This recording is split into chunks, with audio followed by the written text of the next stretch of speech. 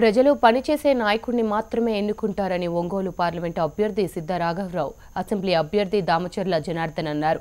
అబద్ధాలు చెప్తూ లేనివి ఉన్నట్లు చెప్పుకొని యాత్రల పేరుతో ఎన్ని ప్రచారాలు చేసినా వైసీపీని నమ్మే పరిస్థితుల్లో ప్రజలు లేరని చెప్పారు.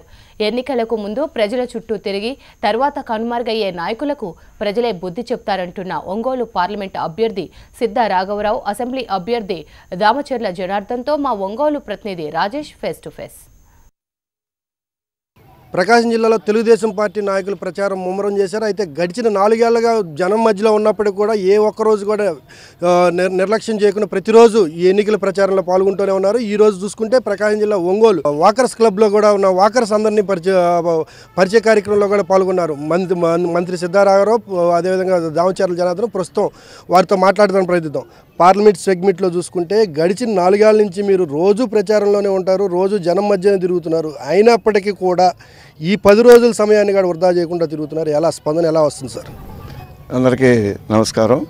ముఖ్యంగా ఒంగోలు పార్లమెంట్ సంబంధించి 7 సెగ్మెంట్స్ ఉన్నాయి. ఈ 7 సెగ్మెంట్స్లో గత 5 సంవత్సరాల నుంచి కూడా బ్రహ్మాండమైన డెవలప్మెంట్ కానీ వెల్ఫేర్ సర్వీస్ ఇచ్చాం. అయినప్పటికీ డెమోక్రసీలో ఎవ్రీ 5 ఇయర్స్కి ఒకసారి ఎలక్షన్ వస్తుంటుంది. ఎలక్షన్ వచ్చినప్పుడు మనం కూడా అయితే కార్యక్రమాలు చేశామో ప్రజల్లో తీసుకెళ్లాల్సిన బాధ్యత మన మీద ఉంది. అందువల్ల ఈరోజు 7 సెగ్మెంట్స్ తిరుగుతుంటే ఎక్కడికి వెళ్ళినా కూడా బ్రహ్మరథం పడుతూ ఉన్నారు. మళ్ళీ ముఖ్యమంత్రిగా నారా చంద్రబాబు నాయుడు గారు అధికారంలో రావాలి అనే ఉద్దేశంతో ప్రతి ఒక్కరు మహిళలు అయితే ఇంకా ప్రపంచం విపరీతంగా ఉంది. మనం చేసిన వెల్ఫేర్ ప్రోగ్రామ్స్ ప్రతి ఒక్కళ్ళు హత్తుకుపోయినాయి. అందువల్ల నాకైతే సందేహం లేదు, ఎటువంటి పరిస్థితుల్లో కూడా 150 నుంచి 155 సీట్ల అసెంబ్లీ కైవసం చేసుకోబోతున్నాం. పార్లమెంటు కూడా 21-22 పార్లమెంటు స్థానాలు కూడా రాబోతూ ఉన్నాయి. తప్పకుండా రేపు ఏప్రిల్ 11వ తారీఖు జరగబోయే ఎన్నికల్లో ఆంధ్రప్రదేశ్ ప్రజానీకం 1 సైడ్ ఎలక్షన్ మళ్ళీ ముఖ్యమంత్రిగా నారా చంద్రబాబు నాయుడు గారికి అవకాశం ఇవ్వాలని రాష్ట్రం అంతా కూడా యునైటెడ్గా ఒక మ్యాండేటరీ తీసుకోబోతున్నారు. డెఫినెట్గా గెలుస్తాం. మేము కూడా మంచి భారీ మెజార్టీతో గెలవబోతున్నాం. ఒక పక్క మొన్న జగన్ పర్యటించి జగన్ ప్రకాశం జిల్లాపై ముఖ్యమంత్రి దృష్టి పెట్టలేదు అంటున్నారు. అయితే ముఖ్యమంత్రి దాదాపు 18 నుంచి 20 సార్లు వరకు ప్రకాశం జిల్లాలో వచ్చారు. ఈ 4.5 సంవత్సరంలో దృష్టి పెట్టలేదు అంటున్నారు. ఏ విధంగా దృష్టి పెట్టలేదని వాళ్ళు చెబుతున్నారు. కామన్గా ఈ ప్రతిపక్ష నేతలు ఇప్పుడు అట్లానే మాట్లాడుతుంటారు. ఇంతకన్నా చేయాల్సిన అవసరం ఉంది. గత వాళ్ళ ప్రభుత్వాల్లో ఉన్నప్పుడు ఇక్కడికి చేసింది వరకు పెట్టింది లేదు. ఇక్కడ ఈరోజు ఒక రామాయపట్నం సీపోర్ట్ ఫౌండేషన్ వేసాం. అట్లానే ఒక ఏషియన్ పేపర్ పల్ప్ మిల్ ఒకటి 24,500 కోట్ల రూపాయలతో అది ఫౌండేషన్ వేసాం. డిపిఆర్స్ వర్క్ జరుగుతుంది. అట్లానే ఒక జిందాల్ కంపెనీ కానీ, IIIT కానీ, దొనకొండ ఇండస్ట్రియల్ కారిడార్ కానీ, సో మెనీ యాక్టివిటీస్. ఇంతకన్నా మనం ఏం డెవలప్ చేయాలి? రోడ్ కనెక్టివిటీ తీసుకొచ్చాం. 100 కోట్ల రూపాయలతో 12 నియోజకవర్గాల రోడ్లు ఇచ్చాం. ఎవరైనా మీ మంత్రిగా నేను ఇవ్వటం జరిగింది. ఈరోజు ప్రకాశం జిల్లాలో ఎంత మారుమూల గ్రామాల్లో పోతారో కూడా రోడ్ కనెక్టివిటీ ఇచ్చాం. అది గత ప్రభుత్వాలు కనీసం తట్టమట్టి కూడా పోయలేదు. ఈరోజు చూపించాం. మేము చేసిన పలు స్క్రీన్స్ పెట్టి టౌన్స్లో ఎక్కడికక్కడ మేము అభివృద్ధి చేసి చూపిస్తున్నాం. అభివృద్ధి చేయబట్టే ప్రజల్లో మేము తిరగలుగుతున్నాం. లేకపోతే ప్రజల లోపల కూడా వచ్చే పరిస్థితి ఉండదు. మేము 7 సెగ్మెంట్స్తో తిరుగుతున్నాం. రిమైనింగ్ 5 సెగ్మెంట్స్ కూడా బ్రహ్మాండమైన అభివృద్ధి. ఎక్కడికి వెళ్ళినా ప్రజలు నైట్ 12-1 గంట వరకు కూడా హారతలు ఇచ్చి బ్రహ్మరథం బట్టి తీసుకెళ్తున్నారు.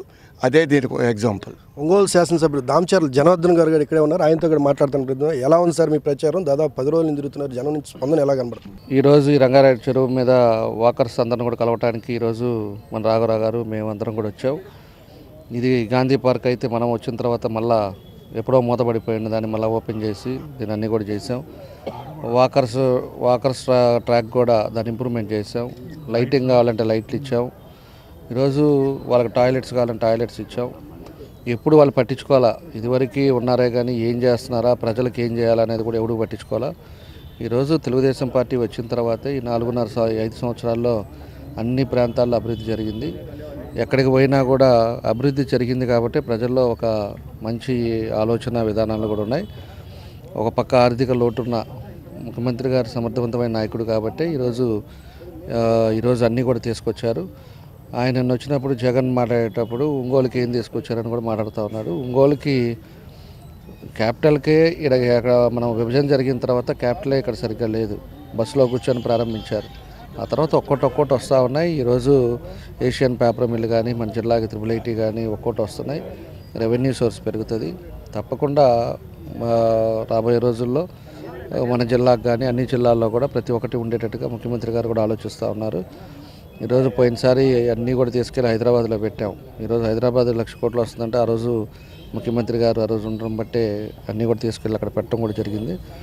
మనకు కూడా తొందరలోనే అన్ని జిల్లాలకు కూడా వచ్చి బాగుంటుందని చెప్పి కూడా తెలియజేస్తాం. ఏదేమైనప్పటికీ వైఎస్ఆర్ కాంగ్రెస్ పార్టీ అభ్యర్థులు ఎన్నికల సమయంలో మాత్రమే వస్తారు. అదేవిధంగా వారు ప్రచారాలకు మాత్రం కేవలం ప్యాకేజీలు ఇచ్చి జనాలు తీసుకెళ్తుంటారు.